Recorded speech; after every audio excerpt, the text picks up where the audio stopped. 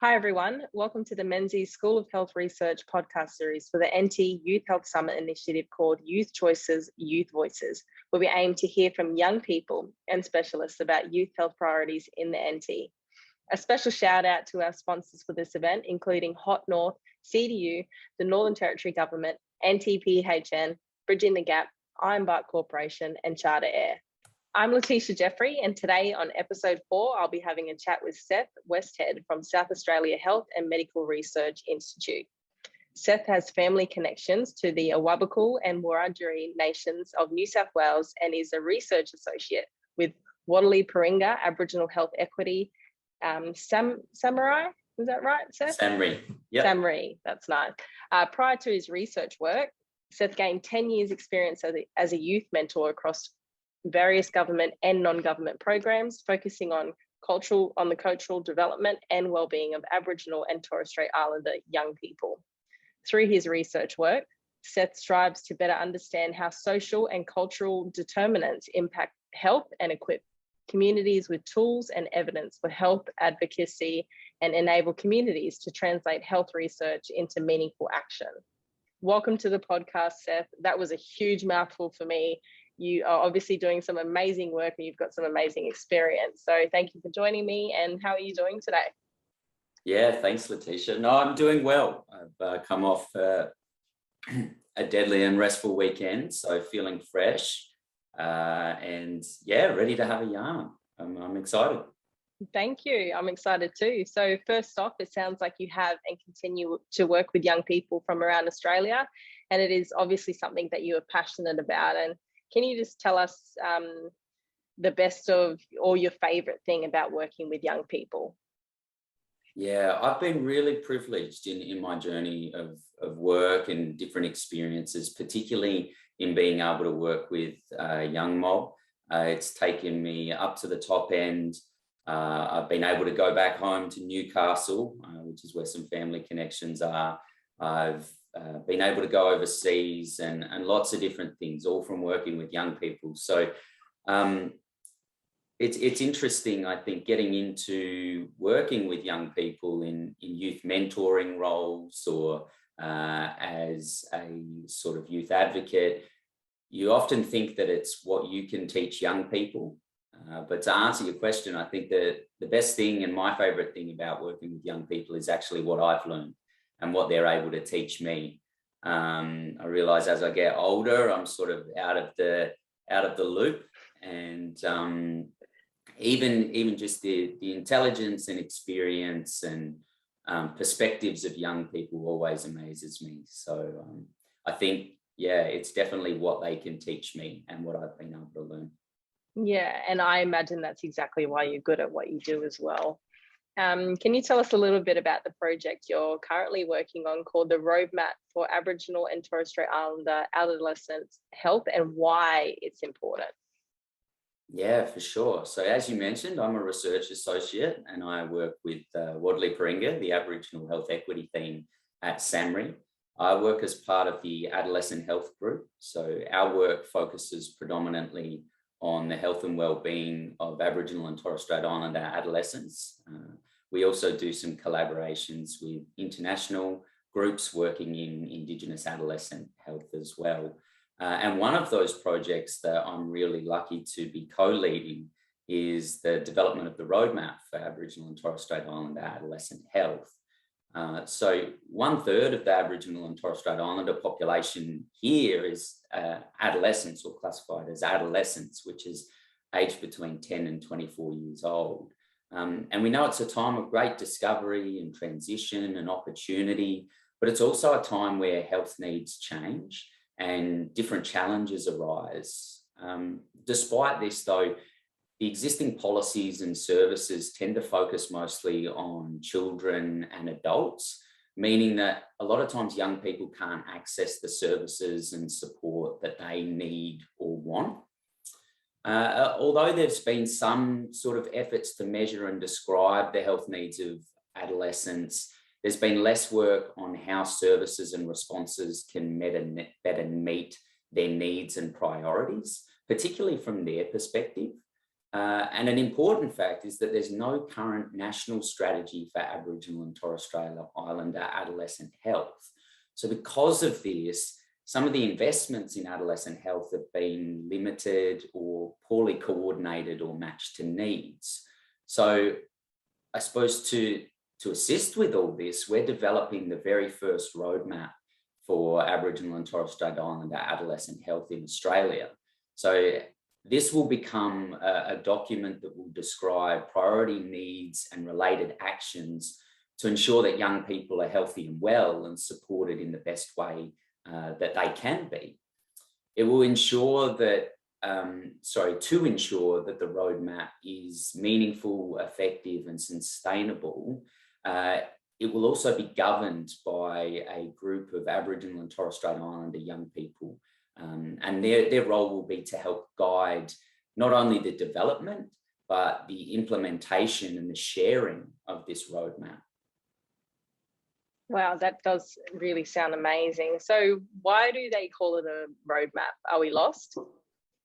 Yeah, well, I guess in some ways we are. Lost in the sense that we're not sure which direction to go in and we need some guidance. So a roadmap can help provide some of this guidance. It takes all the current available evidence.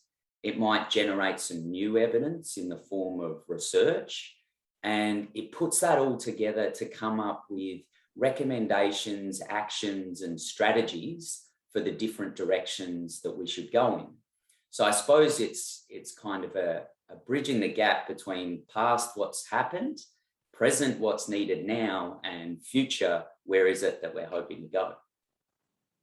Yes. So, and why do you think it's important to include young people in these types of national projects, and what benefits might it bring to them individually and to the community as a whole as well? So young people have a fundamental right to be involved in the things that impact them. There's a saying that's been around in Aboriginal and Torres Strait Islander affairs and health for a very long time, and that's nothing about us without us. And it's so true, and it's true too for working with young people. So beyond just it being the right thing to do to include young people, they have a ton of skills and knowledge and experience that's unique and very much needed to overcome some of the biggest challenges that we face as a society today. Being involved in projects like this provides a platform for young people to have their voices heard and their ideas. And in the context of this project, young people will have a chance to share their thoughts and perspectives on health and well-being and the priorities that they see for themselves and their communities. The results from this work will also help steer decision makers and health services in a direction that better addresses the needs and priorities of young people in their communities. And our goal is to match services and supports to the needs of young people. I guess beyond this, young people who are involved will get a glimpse at how this type of work can be a powerful tool for them and their communities, and how research and evidence can be used to advocate for their priorities and the things that are impacting. Yeah. Well, and health is more than just physical health, and I think it is acknowledged in the roadmap you guys are developing and the discussions you are having with young people. So for you, other than just maintaining your physical health, is it important to you to maintain a good balance of well-being as well? Yeah, for sure. And you're absolutely right there. Health is so much more than just physical health. There's lots of different things that can impact a person's health and well-being. I guess physical health is very important, but it's just one part. And even then, physical health is kind of made up of things like exercise and the different types of foods that we eat. I suppose making sure that we move our bodies and we eat fresh whole foods and things like that.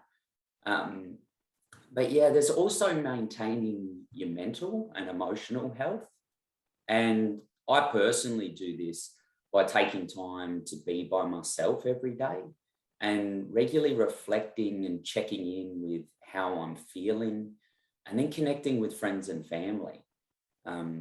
If I'm going through a tough time, I reach out to different people for a yarn, and I always feel better after speaking with someone I trust, which I think is very important, is finding somebody that you do trust, that you can have that yarn with if things are tough.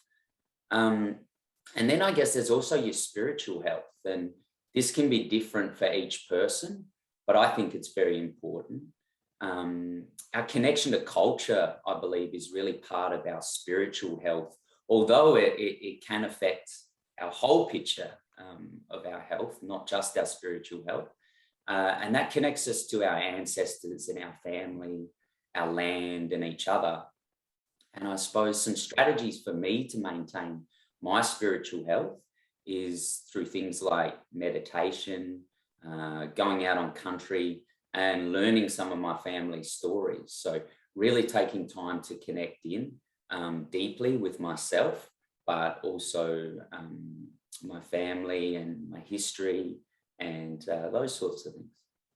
Yeah, I really like how you spoke about going to different people, because like we often talk about role models, and a lot of the time you have different role models for different things. And it's just like people, you have different people for different things, you have different services for different things as well. So I really like that, and I definitely can resonate with that spiritual connection. I know with me, when I'm feeling, not myself, I like to go out camping or just go on country, put my feet in the sand or the dirt or the ocean, and that just helps to ground me as well. So that's where I can seek my, reconnection and just level things out a bit more as well. But I've got another thing. So a little messenger told me that you have had dreads now for 14 years now. Tell me what that's like. Do you spend more time in the bathroom than anyone else in your household? Yeah, so that's right. I've had dreadlocks for 14 years. They've been with me for a very long time now. And I suppose another fun fact is that in those 14 years, I've only ever had them cut twice. And one of those times was recently. I think it was maybe a week or two ago where I trimmed some length off. But that's only because they were getting long and very heavy. So it's I don't want a busted neck. So I need to maintain that. But no, look, they're really easy to maintain, despite what people might think. I probably spend too much time looking in the mirrors for other reasons, but my hair is not one of them. It's really easy to maintain, and I haven't been to the hairdresser for a long time now. So you save a lot of money. So there's one thing. If anybody's out there thinking about dreads and mum and dad or parents or guardians or aunties and uncles are sitting there saying, no, it's too hard to maintain or it costs too much, just tell them it's not the case. That's good to know. I cannot see myself getting them though, but really good to know. I'm sure someone. Yeah. And I understand you have some opportunities for Aboriginal and Torres Strait Islander young people or organisations supporting young people to get involved in the work that you do. So if they were interested, how might they get in touch with you? Yeah, absolutely. The roadmap, we need people to participate because it is about understanding the needs and priorities of young people in our communities. In addition to that, we want to understand what the needs and priorities from service providers and different organisations are too. So this will help provide that holistic picture of what are the needs and what currently is available for young people in terms of different services. So there's a few ways for young people to get involved. We currently have the governance group that I mentioned earlier that will help really drive the work that we're doing. Our governance group is made up of young people aged 16 to 24 and representatives from every state and territory. So at this stage, I guess when the recording of the podcast comes out, we're still looking for some governance members in different states. So if there's anybody listening or anybody knows of someone that might really enjoy an opportunity like this, or simply just be interested, they can get in contact with me, and I'll provide my details in a sec. And there's also, we're hoping to do some consultations with young people. So this will help understand what some of those needs and priorities are. So this will be a bit of a yarn with either a group or one-on-one with an interview, trying to understand from young people's perspectives, what are their health needs, priorities, but also what are some actions or strategies that they think of that might help address some of these needs and priorities. So we've got the governance group, the opportunity to be involved in focus groups and interviews. We're also hoping to develop and launch an online survey. So that will be a short sort of 5-question survey that will go out to young people online, and that will give another opportunity for them to be able to talk about some of their health needs and priorities. And I suppose from the organisation or health service side, we'd really like to have a yarn with different organisations and services about what they're currently seeing adolescents for, and some of the needs and priorities that they're seeing from their perspective. Also to come on board as partners with the roadmap that will help with the implementation of some of these recommendations that come from a lot of the information that we're gathering, and also to help promote the work that we're doing. So promote the opportunity for young people to be involved, and also promote the roadmap and get it out there. The more people that know about it, the better chance we have for this really to make a difference. And the bigger the platform we then have for lifting up the voices of young people in our communities, which is really the main goal. And I did say I'd give my details, didn't I? So if people want to get in contact with me, it's seth.westhead@samri.com. And I suppose you could put that in the notes somewhere for the podcast episode. But I'm more than happy for people to contact me if they have some questions about the roadmap, they want to have a bit more of a yarn about what it is, or they're a young person and they want to get involved. Sounds amazing. Thank you so much for that, Seth. And thank you for joining us on the podcast today. So did you have anything else that you'd like to add, or a message to young people? Yeah, I suppose I think one of the best pieces of advice that I got when I was younger is never be afraid to step through different doors of opportunity, because you never know where they're going to lead. So just take those opportunities as they present themselves, and they might be just a conversation. It might be an opportunity to go and visit somebody. It might be an opportunity to get involved with a project. You just never know where that's going to lead. So I suppose just be open to different opportunities and don't be scared to take them. Very good advice. And that was the 4th episode of our Menzies School of Health Research podcast series for the NT Youth Health Summit, an initiative called Youth Choices, Youth Voices. It is always so inspiring to hear what individuals, services and health research professionals in Australia are doing to make a difference to young people's health and wellbeing. It's great to hear how they can adapt in response to the needs identified by young people as well, and the importance of listening and engaging young people. So thank you. If you can, please support the Youth Health Summit initiative by getting in touch via the Menzies School of Health Research website. Thank you for listening. Please join us again next time.